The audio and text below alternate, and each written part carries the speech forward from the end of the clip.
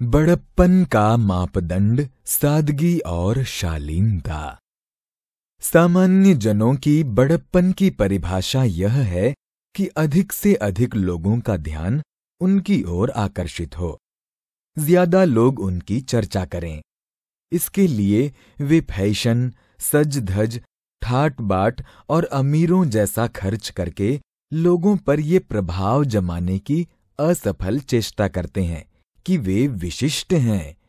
परोक्ष रूप में इस सज धज के पीछे ये आग्रह रहता है कि उनकी विशेष स्थिति को स्वीकार किया जाए, उनके बारे में बार बार सोचा जाए।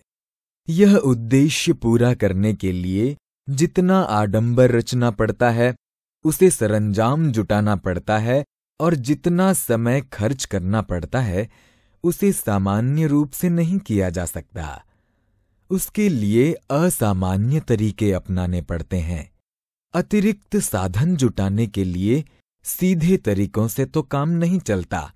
उसके लिए अपनानी पड़ती है धूर्तता, नाटकीयता, उच्छृंखलता, आडंबर और पाखंड। क्योंकि इतने साधन और सरंजाम बिना छद्म नीति अपनाए तो जुटाए नहीं जा सकते। इतना बड़ा ढांचा बिना बेईमानी किए तो खड़ा नहीं किया जा सकता, जिसे कि लोग घूर घूर कर देखें और उस संबंध में बार बार सोचें। लोग ये भूल जाते हैं कि बड़प्पन और महानता केवल सादगी तथा शालीनता अपनाने से ही होती है। यह बात अलग है कि सीधी, सरल और सज्जनता की नीति अपनाकर तत्काल ही चर्चा का विषय नहीं बना जा सकता। इसमें देर लगती है, परंतु बड़ा बनने का राजमार्ग यही है। महानता या बड़प्पन वट वृक्ष की तरह है, जिसका विकास क्रमबद्ध ढंग से ही होता है। उसकी अभिवृद्धि एवं सुरक्षा के लिए लंबे समय तक तत्परता और सतर्कता का खाद पानी मिलना चाहिए।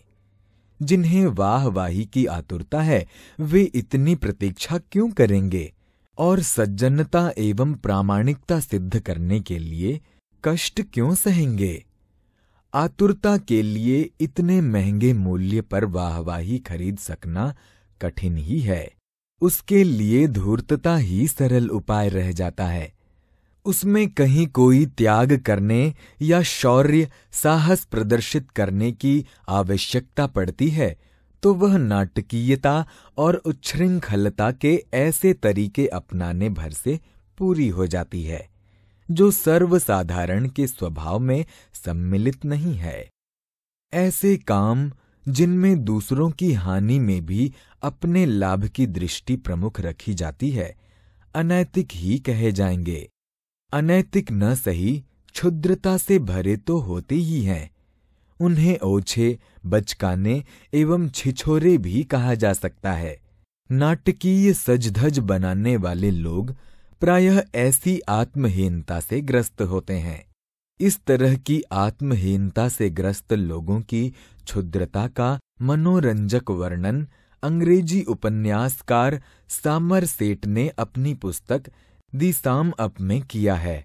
इस पुस्तक में सामने ऐसे बचकाने लोगों की मनः स्थिति, तर्क एवं मान्यताओं का विवरण देते हुए उन पर करारा व्यंग किया है और ये भी बताया है कि ऐसे आतुर व्यक्ति ही आतंकवादी बनते, उद्धत आचरण करते और गुंडागर्दी अपनाते हैं। यहाँ तक कि अपराधी बनकर फांसी पर चढ़ने के लिए भी तैयार हो जाते हैं। चर्चा बुरी ही क्यों न हो, पर होनी अवश्य चाहिए, यह उनकी धारणा होती है। अनेक आतताई और अपराधी किसी अभाव के कारण नहीं, बल्कि उसी उद्धत ओछेपन से पीड़ित होकर कुकृत्य करने पर उतारू हो जाते हैं और अपनी गणना शूरवीरों में कराने की सनक लेकर इस कदर अनाचार दुराचार करने की पैशाचिकता अंगीकार करते हैं। कई लोग अपनी शक्ति और प्रभाव की सार्थकता इसी बात में समझते हैं कि उसके द्वारा वे दूसरों को कितना नुकसान पहुंचा सकते हैं। यह एक भ्रांत धारणा ही कही जाएगी कि दूसरों को नुकसान पहुंचाने की क्षमता का नाम शक्ति है। ऐसे कृत्य प्रायः लुक छिपकर ही किए जाते हैं। असावधान व्यक्ति पर छिपकर पीछे से हमला करके तो कोई अदना सा आदमी भी किसी सशक्त व्यक्ति के प्राण हरण कर सकता है। पीठ पीछे से वार करने में क्या दिक्कत है? विश्वासघात करने की धूर्तता में कौन सा बड़प्पन है? इसकी तुलना में सज्जनता और शालीनता से दूसरों को प्रभावित करने की रीति नीति अपनाई जाए तो यह अनुभव का ही विषय है कि वह कितनी असरकारक होती है। और ये ध्यान रखा जाना चाहिए कि बड़प्पन के लिए जिस सज्जनता की आवश्यकता पड़ती है वह नाटकीयता, बनावटीपन से पूरी नहीं होती, बल्कि उसे स्वभाव का, चरित्र का एक अंग बनाना होता है। यह काम समय और श्रम साध्य ही नहीं है, इसके लिए आदर्शवादिता पर दृढ़ रहने का मनोबल, आत्मबल भी चाहिए। कहना नहीं होगा कि इस स्तर का बड़प्पन साधनात्मक जीवन अपनाकर ही प्राप्त किया जा सकता है। सौजन्यता और शालीनता को कुंठित करने वाले कई कुसंस्कार हैं जो हमें असभ्य और भ्रष्ट बनाते चले जाते हैं। दूसरों को छोटा बनाकर अपने को बड़ा सिद्ध करने का तरीका गलत है। सच्चाई की दृष्टि से औरों से आगे बढ़ा जाए, यही स्वस्थ प्रतियोगिता है।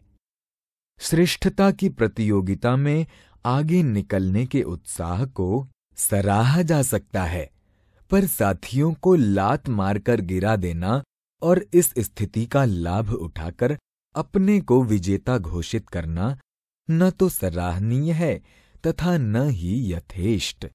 इसी प्रकार अपनी वर्तमान स्थिति से खींचे रहना भी शील सौजन्य के विपरीत है।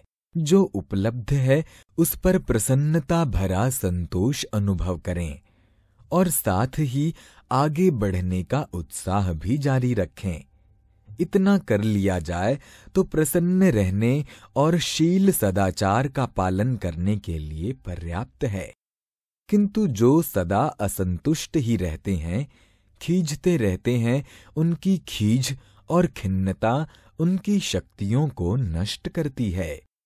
अहंकार व्यक्ति को दूसरों से प्राप्त होने वाली सद्भावनाओं से वंचित करता है। दूसरों का व्यंग उपहास करके कई व्यक्ति अपना बड़प्पन सिद्ध करने की चेष्टा करते हैं। कई संवेदन शून्य, सहानुभूति रहित और निर्भय प्रकृति के व्यक्ति दूसरों की स्थिति समझे बिना ही उनके व्यवहार और आचरण पर उल्टी सीधी टिप्पणियां करते रहते हैं। उन्हें दूसरों की स्थिति समझने का अवकाश ही नहीं रहता और न उनका हृदय इतना विशाल होता है कि किस कारण किस पर क्या बीत रही है ये अनुभव कर सकें। इन प्रवृत्तियों के रहते उस शील सौजन्य का विकास नहीं हो सकता जिससे मनुष्य अपनी तथा दूसरों की आंखों में ऊंचा उठता तथा सम्मानित बनता हो। यदि तत्काल बड़प्पन पाने या बनने की आतुरता न हो और संपर्क क्षेत्र में अपने लिए भाव भरा सम्मान प्राप्त करने की सच्ची आकांक्षा हो तो उसका सुनिश्चित मार्ग है सज्जनता अपनाई जाए। अपने संपर्क क्षेत्र के सभी व्यक्तियों से व्यवहार सहानुभूतिपूर्ण रखा जाए। व्यवहार और आचरण न्याय संगत रहें। यदि स्वार्थों में कहीं कोई टकराव होता हो, पीछे हटने से थोड़ा बहुत घाटा भी पड़ता हो तो उसे सह लिया जाए, किंतु सद्भाव गंवा देने की क्षति ऐसी है जो अंततः अधिक घाटे की सिद्ध होगी। जब तक टकराव का कोई बहुत बड़ा कारण न हो, सामने वाले का पथ अनैतिकता पूर्ण न हो, तब तक व्यवहार कुशलता इसी में है कि सद्भाव को बनाए ही रखा जाए। सौजन्यता का प्रभाव निजी जीवन में सादगी के रूप में दिखता है और व्यवहार क्षेत्र में वह विनयशीलता के रूप में दिखाई पड़ता है। उसमें दूसरों के सम्मान का भाव है, न कि छोटेपन प्रदर्शित करने का। किसी का सम्मान करने का अर्थ है बदले में उनका सम्मान पाना। दूसरे कम कीमत में सम्मान पाने की बात बन ही नहीं सकती। सादगी से रहा जाए, शालीनता बरती जाए और दूसरों को संतुष्ट रहकर उन पर अपना प्रभाव छोड़ने की कला सीखी जाए, इससे बढ़कर अपने आप को बड़ा बनाने, ऊंचा उठाने का कोई श्रेष्ठ उपाय है ही नहीं।